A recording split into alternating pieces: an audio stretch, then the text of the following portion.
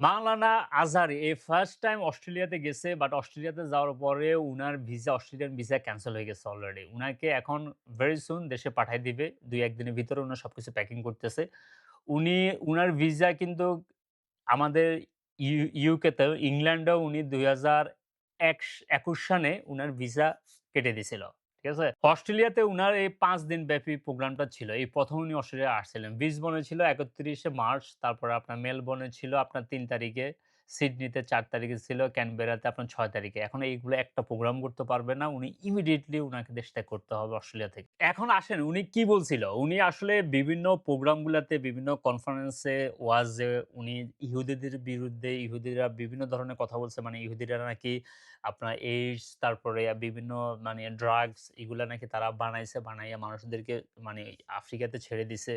তারপরে এগুলার পিছনে ইহুদিরা তাই মানে এগুলা করে উনি অনেক বক্তৃতা দিছে। তারপরে হিটলারের অনেক মানে প্রশংসা করছিল যে হিটলার ইহুদিদেরকে কিভাবে ট্রিট করছিল। মানে এগুলা নিয়ে উনি বিতর্কিত বিষয় নিয়ে কথা বলার কারণে উনার বিরুদ্ধে এই অ্যাকশনটা নিছে। এখন কে এগুলো রিপোর্ট করছে? মানে এগুলো হচ্ছে বাংলাদেশে যারা আছে, বাংলাদেশে যারা উনাকে দেখতে পারে না এরকম মানে সংঘবদ্ধ মানুষ আছে এরা সারা ওয়ার্লড ওয়াইড এদের অ্যালায়েন্স আছে। উনি যখন ওয়াজ করে, বিভিন্ন প্রোগ্রাম করে এমনকি যেগুলো পোস্ট করে, ভিডিও করে, ওই ভিডিওগুলো থেকে কাট করে নিয়ে এমনকি নিউজপেপার থেকে বিভিন্ন ব্লগিং এ মানুষ যখন লেখে এগুলা কোট করার পরে এগুলো কিন্তু সত্য। কোট করার পরে এরা প্রমাণ নেয়। এই প্রমাণগুলা দিয়া তারা কি করে এমবিসিতে যোগাযোগ করে। মানে বাংলাদেশে মানে অস্ট্রেলিয়ান এম্বাসি বাংলাদেশ, তারপরে ইউকের এম্বাসি বাংলাদেশে এগুলাতে যোগাযোগ করে। তারপরে এরা বিভিন্ন হিউম্যান রাইটস এর হেড এর সাথে এগুলা নিয়ে মানে অ্যালায়েন্স করে।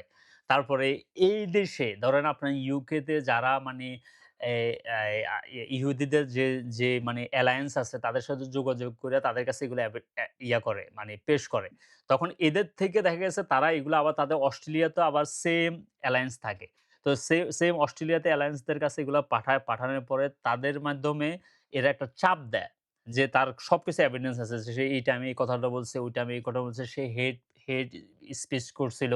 এগুলা যখন প্রমাণ পায় তখন ওই অস্ট্রেলিয়ান গভর্নমেন্ট তাদের রেসপনসিবিলিটি হচ্ছে যে এই পিচারকে তারা ঢুকতে দিবে না। এটা সব দেশের সেম সিস্টেম। এখন আসেন যারা ইসলামের বিরুদ্ধে বলে তাদের বিরুদ্ধেও কিন্তু এই অ্যাকশনটা নেওয়া নেওয়া হইছে। ঠিক আছে? এই দেখেন আপনাকে দেখাই। এখন কথা হচ্ছে তাদের কিন্তু নেটওয়ার্ক শক্ত। বাট যারা ইসলামের পক্ষে কথা বলে তাদের নেটওয়ার্ক কিন্তু এত শক্ত না। এই কারণে তারা কিছু করতে পারে না। যদি যারা ইসলামের বিপক্ষে কথা বলে, যারা মানে বিভিন্ন ধরনের কন্ট্রোভার্সিয়াল কথা বললে মানুষের মধ্যে গ্যাঞ্জাম লাগায়, এরকম অনেক আছে মানে বাংলাদেশে দেখবেন বড়, বড় সাহাবাগিরি আছে, তারপরে নাস্তিকরা আছে, এরা আছে।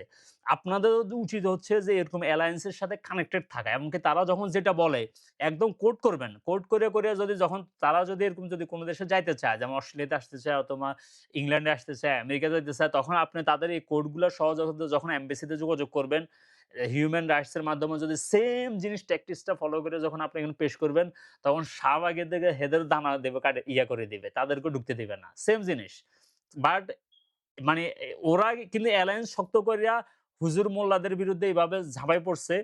বাট আমাদের অ্যালায়েন্স যারা আছে, যারা মানে ইসলামের পক্ষে কথা বলতেছে, ভালো কথা বলতেছে, তারপরে ইকুয়ালিটি কথা বলতেছে, তাদের কিন্তু এই অ্যালায়েন্সটা কিন্তু মানে স্ট্রং না। এই কারণে তারা কিন্তু ফাইট ব্যাক কিন্তু দিতে পারতেছে না। তারাও যদি এভাবে দেয়, ঠিক আছে? তাহলে এরকম দেখা গেছে অনেক শাহবাগীরা এরকম অস্ট্রেলিয়াতে থেকে মানে ভিসা ক্যানসেল করে পাঠায় দিবে এদেরকে। ইউকে থেকে দেখা গেছে আসছে অথবা এরা প্রোগ্রামে আসতেছে তো তাদের ঢুকতে দিবে না।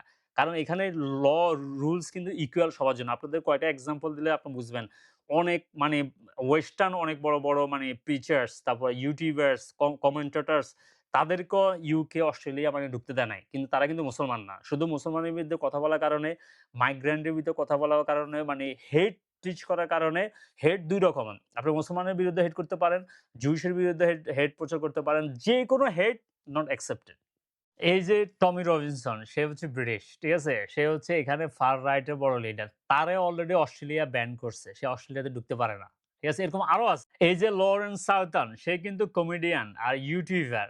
তাকে অলরেডি আপনার অস্ট্রেলিয়া, ইউকে অলরেডি তারা ব্যান করছে। কেন জানেন? সে হচ্ছে অ্যান্টি ইসলাম, অ্যান্টি মুসলিম, অ্যান্টি ইমিগ্রেশন এর কারণে তারা ব্যান করেছে। কারণ হেট পিচার এসব দেশ মানে পছন্দ করে। এই দেখেন আমেরিকান ক্যানডেন্স সে হচ্ছে মানে কমেন্টেটর। ঠিক আছে? সে ডোনাল্ড ট্রাম্পের প্রচুর সাপোর্ট করছিল আগে। এখন ডোনাল্ড ট্রাম্পের বিরুদ্ধে কথা বলে। তারপরে সে জুইশদের বিপক্ষে তারপর ইসলামফোবিক হওয়ার কারণে তাকে অস্ট্রেলিয়াতে তাকে লাস্ট টাইম ভিসা দেয় নাই। ঢুকতে দেয় নাই। অথচ সে আমেরিকান। এই দেখেন আরেকটা মিস্টার মার্টিন সেলনার। সে হচ্ছে অস্ট্রেলিয়ান। তারে ইউকে তে ব্যান করে দিছে। কেন জানেন? তারা সে ইসলামফোবিক। ইসলামের বিরুদ্ধে কথা বলে, মাইগ্রেন্ট এর বিরুদ্ধে কথা বলে, তারপর রেসিস্ট হওয়ার কারণে তারে ইউকে তে ঢুকতে দিতেছে না। সো এই জিনিসটা কিন্তু খুব কমন। এখন আসেন আপনারা যেখান থেকে থাকে ওয়াজ-টোয়াজ করেন, বিভিন্ন ধরনের কথাবার্তা বলেন, কথাবার্তা বলতে খুব সাবধান। ঠিক আছে? আগে দেখেন যে এখানকার যারা ওয়েস্টে থাকে, যারা অ্যাক্টিভিস্ট আছে, তারা কিভাবে এসব কথাগুলা মানে টেকনিক্যালি মানে হ্যান্ডেল করে। কিভাবে অনলাইনে মানে আপনার জুইশের বিরুদ্ধে অথবা যেকোনো বিরুদ্ধে এগুলাতে কথা বলার সময় আপনি কিভাবে কথা বলবেন? কিভাবে টোন গুলা ইউজ করবেন? কিভাবে টেকনিক্যাল জিনিসগুলা ইউজ করবেন? এগুলা কেয়ারফুল থাকতে হবে। কারণ আপনি এখন যে চিপার মাইন্দে বলেন, হাসি বলেন, মানে আপনি এমনি বলেন, এগুলা এখন আপনার এগুলা ছেড়ে দিতে হবে। কারণ এগুলা রেকর্ডও হইতেছে। কে কোন দিয়ে বসে আছে মানে কোন কিছু রেকর্ড করার জন্য। এগুলা জাগা মতো যখন দিবে তখন সবাই কিন্তু মানে প্যাঁচ খাইয়া যাবে। বড় প্রিচার্স, বড় মানে আপনার এরকম প্রফেসর, তারপরে আপনার পিএইচডি হোল্ডার, এমপি, এমডি যে কেউ হোক, মানে হেড পিচ করলে সে জাগা মতো ধরা খাবে। ঠিক আছে?